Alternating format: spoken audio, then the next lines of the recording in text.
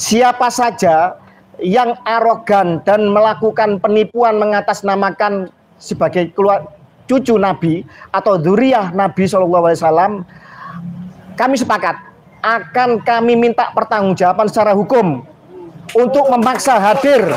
Dari mana pembuktiannya? Dari mana dia bisa menyatakan diri sebagai keturunan Nabi? Sebagaimana yang telah kita siap. Ini penting sekali dan mohon nanti ini menjadi sesi khusus untuk ditampilkan. Sebagaimana yang telah kita analisa bersama bahwa pertemuan apapun namanya itu halakoh di Banten yang menyatakan diri sebagai Kasepuhan Kesultanan Banten itu sebenarnya kami beranggapan pertemuan yang tidak penting. Kenapa pertemuan tidak penting? Karena yang pertama, mengenai masalah pernasapan ini harus diselesaikan bukan dengan perdebatan tetapi dengan buktian. Itu yang pertama. Yang kedua, bahwa pertemuan di Benda Kerep, kalau ini dikatakan kelanjutan dari Benda Kerep atau mengkoreksi Benda Kerep, telah memutuskan bahwa Sunan Gunung Jati adalah ke Sayyid Al-Musawi Al-Husaini, ke Sayyid Musa Al-Kadhim Al-Husaini. Nah, artinya kalau kemudian ini sudah menjadi suatu keputusan dan diskusi bersama di Benda Kerep, apalagi kemudian Nakobah Internasional telah membuktikan, mengisbat nasab Sunan Gunung Jati melalui jalur ini, maka berarti apa yang mau diperdebatkan lagi. Itu yang kedua. Yang ketiga, sebenarnya terkait mengenai masalah nasab Ba'alawi ini, itu sebenarnya kan tidak perlu banyak bacot, tidak perlu banyak mulut, tidak perlu banyak cincong. Buktikan saja bahwa satu, mereka bisa menghadirkan manuskrip atau kitab nasab primer untuk membuktikan tidak benar kekosongan nasab mereka selama 550 tahun. Tetapi kan yang terjadi kan memframing macam-macam, berkelit macam-macam, dan kemudian mencoba untuk melakukan berbagai macam dalih pembenaran itu sendiri. Itu. Yang kedua, buktikan bahwa nasab Ba'alawi ini memiliki atau diakui secara internasional oleh Nakobah internasional, yaitu berupa isbat dan syahadah, kesaksian dan keputusan bahwa mereka ini diputuskan sebagai keluarga Sayyid internasional. Kalau mereka mengaku keturunan dari Yaman, ya berarti harus menghadirkan isbat dari Yaman. Kalau kakeknya katanya Sayyid Ahmad bin Isa dari Irak hijrah ke Yaman itu benar, hadirkan isbat dari Irak. Tetapi sampai detik ini tidak ada isbat apapun dari negeri-negeri tersebut. Itu yang berikutnya. Yang ketiga, debat atau halakoh apapun yang di Banten ini adalah percuma. Karena mengacu kepada seminar nasional kemarin di UIN yang kita adakan bersama Padasuka, sebenarnya ini jauh lebih lama. Tetapi karena saya mengatakan akan ada seminar nasional tanggal 26 Agustus, sehingga tiba-tiba ada debat halakoh yang di Banten ini. Dan tentu saja mengganggu konsentrasi kami. Sebenarnya kami tidak mau hadir, tetapi ada sebagian dari keluarga yang menginginkan untuk menghadirinya. Ya monggo, walaupun sebenarnya tidak penting. Pertemuan kemarin keluarga besar Wali Songo dalam seminar nasional di UIN sebenarnya sangat bermartabat karena diadakan di kampus, berarti ada kadar untuk membawa ini menjadi bola salju keilmiahan di dunia akademik. Yang berikutnya, yang paling utama adalah satu hal yang sulit untuk dibantah dan dipatahkan, yaitu bahwa nasab Ba'alawi batal secara ilmu genetika. Kenapa dikatakan batal secara ilmu genetika? Karena dari banyak sampel keluarga mereka yang melakukan tes DNA itu berhaplogrup G. Padahal keluarga Sayyid Syarif Sadah internasional di banyak negeri dengan yang tercatat kuat secara kitab, manuskrip dan silsilah itu semuanya adalah J1 dan ada kode Abrahamik dan ada kodenya Imam Ali FGC 10500.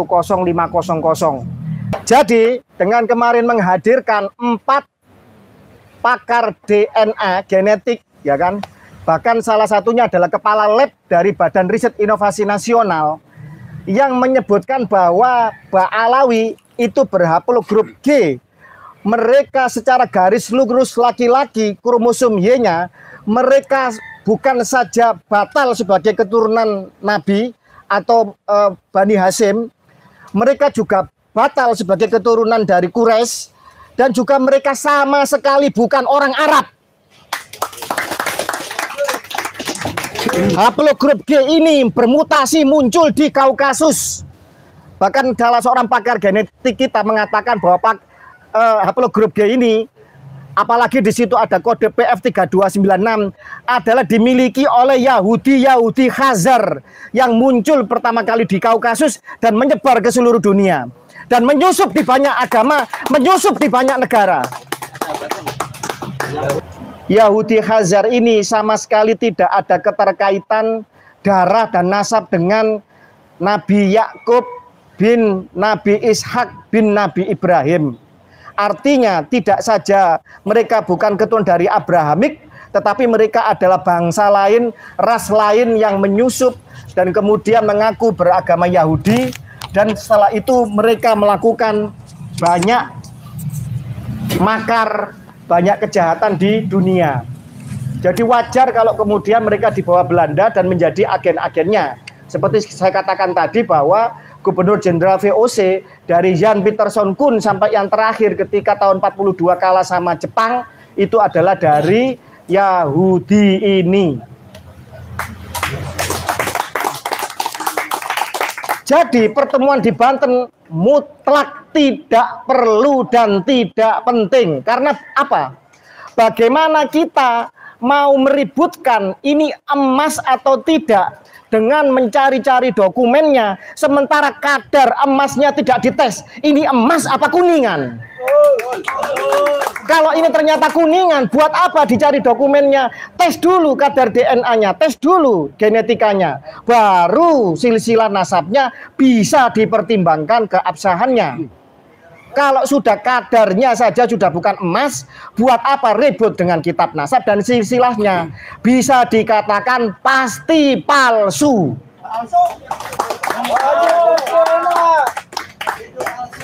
Bahkan pertemuan kemarin di seminar nasional di Padasuka mensepakati bahwa siapa saja yang arogan dan melakukan penipuan mengatasnamakan sebagai cucu Nabi atau dzurriyyah Nabi SAW, kami sepakat akan kami minta pertanggungjawaban secara hukum untuk memaksa hadir. Dari mana pembuktiannya? Dari mana dia bisa menyatakan diri sebagai keturunan Nabi?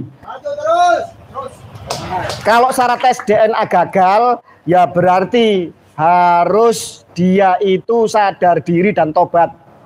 Karena kalau kita yang tidak tahu kapan dia lahir, dia anaknya siapa, dia keturunan siapa, kita juga percaya dengan memberikan cek kosong bahwa mereka keluarga Nabi, kita juga sama berdosanya. Sama juga kita menyuburkan, mensepakati kejahatan itu sendiri. Ini saya baca hasil pertemuan yang dikasih judul Sulhu Al-Bantaniyah. Bismillahirrahmanirrahim. Dengan ini kami dzurriyyat Wali Songo dan juga dzurriyyat Ba'alawi atau habaib yang hadir menyepakati surat kesepakatan bersama untuk ada enam kesepakatan. Yang pertama, menghentikan untuk saling menghina dan saling mencaci maki. Ini adalah suatu bentuk framing yang tidak tepat. Kenapa? Siapa yang selama ini mencaci maki nasab Wali Songo? Siapa yang selama ini mengatakan nasab Wali Songo palsu dan terputus? Siapa yang menghina Kesultanan Nusantara selama ini? Bahkan ada pernyataan di situ, ya kan, yang namanya Idrus Al-Mashhur yang pernah membuat postingan tentang DNA, ngawur sekali bahwa guanin, salah satu asam nukleotida, basa nukleotida, itu dibilang haplogrup G. Ini orang nggak ngerti genetik, ngomong genetik, kemarin mengatakan bahwa nasab Sultan Brunei abal-abal katanya. Ini kan ngawur, ini bisa dituntut secara hukum. Kalau dilaporkan kepada Kedubes Brunei, ya kan, Sultan Brunei ini bisa minta pertanggungjawaban dan pemerintah Indonesia harus menjawab dan menindaknya. Sudah saatnya dikerangkeng. Betul. Lah, kapan keluarga Wali Songo itu menghina dan mencaci maki Mbak Alawi? Selama ini ya mencium tangannya, menghormati, berhusnudon, tetapi ketika tamu yang kurang ajar, yang kita muliakan, kemudian menghina kita, maka wajib untuk disikapi dan dipertanyakan balik. Betul nggak? Kemudian yang kedua, tidak mentoen nasab orang lain, karena hal tersebut merupakan perbuatan orang kafir jahiliyah. Loh. Dia sendiri mempertanyakan nasab. Dia sendiri selama ini menghina nasab orang yang putus, menghina nasab orang lain sebagai apa namanya, menuduh orang lain inkirot, tidak punya keturunan, atau garis perempuan putus, macam-macam lah dalihnya. Ketika kemudian keluarga Wali Songo membuktikan dirinya, buku nasabnya, silsilahnya tersambung dan diakui oleh Narkoba Internasional dan mendapatkan isbat, dan kita balik bertanya kepada mereka, kemudian mereka merasa terdolimi, ini namanya playing victim. Namanya mereka ini adalah pura-pura menjadi korban, setelah kemudian ditanya balik secara ilmiah, kemudian merasa terdolimi. Padahal kita lah yang sekian ratus tahun sejak zaman penjajahan, kita yang dirasisi dan didolimi. Ini perbuatan al-munafikun wal jahilun. Wadajaliun kata Gus Fuad.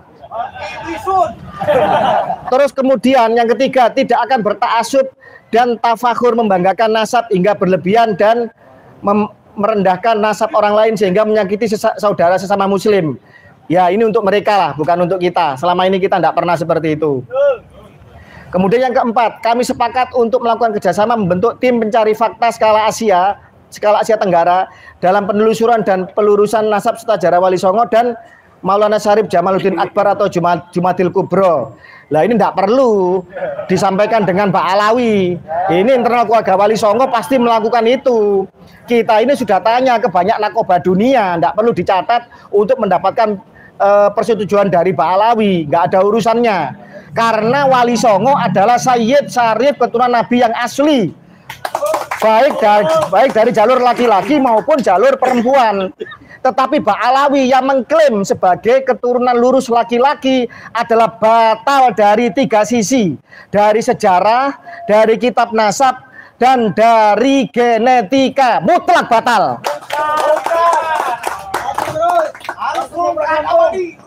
Yang kelima, bila mana ada muhibin atau pengikut kami yang masih melakukan caci maki kepada saudara muslim atau nama membela kami, maka kami akan menegurnya dan berusaha menghentikannya. Kemudian nomor 6, tidak akan memprovokasi siapapun untuk permusuhan sesama muslim atau bangsa tanah air. Saya tanya, ketika saya menyebut AA sebagai orang Sunda, saya rasis nggak? Ketika saya menyebut Anda sebagai orang Madura, rasis nggak? Menyebut Anda sebagai orang Aceh, ya kan, orang Badui atau orang Jawa, saya rasis nggak? Ketika kita mengatakan bahwa Mbak Alawi secara tes genetika, tes DNA, dan ini diisbat sendiri oleh lembaga genetika Yahudi Internasional, mereka sebagai bagian dari keluarganya, dan kita menyebut mereka sebagai Yahudi, rasis apa tidak? Tidak. Rasis itu adalah ketika merendahkan ras orang lain dan merasa dirinya rasnya lebih tinggi, itu yang rasis. Dan itu mereka selama ini. Jadi jangan dibalik dong, jangan playing victim. Saya marah ini dengan framing seperti ini. Ini nggak benar. Dan saya yakin ini dari awal sudah kita yakini ini ada setting dan ada skenario. Kenapa? Tadi malam Gus Fuad dengan rombongan itu ada pertemuan yang sangat-sangat penting dan strategis. Saya tidak ikut. Kenapa saya tidak ikut? Karena saya mendampingi saudara saya, keluarga kita semua, dokter genetik, yaitu Mas Sugeng Sugiharto dan kawannya. ada 2 yang mau mendampingi. Untuk dijanjikan panitia, dan panitia ngomong sendiri loh di channel wawancara dengan KBN Nusantara, mengatakan bahwa kami akan menghadirkan pakar genetik. Tetapi sampai malam tidak ada jemputan. Bahasanya apa? Karena kami sudah kehabisan biaya ongkos untuk memberikan fasilitas. Pertanyaannya, kami datang tidak mencari makan dan tidak mencari uang receh. Pakar genetik kita dokter, bukan pengemis. Bukan orang-orang yang akan berkata bohong atau berkata hal yang tidak benar demi uang, tidak. Mereka sekolah susah dengan tirakat, ya kan, dengan disiplin ilmu yang kuat dan ketat, dan jangan merendahkan ilmu mereka seolah-olah kalau mereka itu tidak datang kemudian hanya mengharapkan uang. Salah, ini penghinaan dan pelecehan kepada keilmuan seseorang. Ditunggu sampai malam, tengah malam jawabannya kurang lebih seperti itu. Kami tidak punya biaya lagi untuk memberikan fasilitas atau bahasa anunya ngasih uang saku lah, ngasih untuk apa namanya itu. Tidak berharap itu. Karena panitia menjanjikan akan dijemput dan ada sesi untuk genetik memberikan, pakar genetik memberikan apa namanya pencerahan masalah genetika, dan forum di UIN seminar sudah jelas pakar genetik empat-empatnya, ya kan? Dan saya yakin seluruh pakar genetik seluruh dunia mensepakati bahwa haplogrup G tidak mungkin menjadi keturunannya J1. Karena dianggap bahwa ilmu genetika ini menjadi momok menakutkan bagi mereka, maka tadi malam itu saudara saya sampai tidak tidur semalam menunggu jemputan dan jawaban mereka. Sehingga saya berkorban menunggu saudara saya Dr. Sugeng Sugiarto, ya, dan salah seorang yang sudah standby, dan saya tidak mengikuti Gus Fuad untuk agenda-agenda yang jauh lebih penting dibanding pertemuan di Banten. Dan alhamdulillah Kiai Imaduddin Usman tidak hadir di Banten. Kiai Imaduddin Usman dan Tubagus Nur Fadil dan sebagian besar dari keluarga kita menghadiri pertemuan di Cirebon, baik itu dengan pondok pesantren maupun dengan salah satu kesultanan di Cirebon. Dan ini jauh lebih penting daripada kita mau diadu domba dengan forum yang tidak jelas. Kenapa tidak jelas? Lawong ini belum pasti tahu ini emas apa kuningan, kok mau diperdebatkan dokumen-dokumennya. Uji dulu kadarnya, emas apa kuningan, baru dilihat dokumennya. Ini kalau orang waras dan orang punya ilmu. Kalau orang yang tidak pakai akal waras, ribut dokumennya, tapi ternyata setelah dites kadarnya bukan emas, tapi kuningan, maka ini sama dengan forum yang menyesatkan. Dan Laskar NKRI, Laskar Alap-Alap Mataram, dan seluruh Laskar di Nusantara akan melawan seruan yang tidak benar ini. Dan kita tidak akan bisa dibungkam untuk menyuarakan kebenaran seluruh anak bangsa. Terima kasih. Wallahul muwaffiq ila aqwamit thoriq. Wassalamualaikum warahmatullahi wabarakatuh. Merdeka! Merdeka! Merdeka!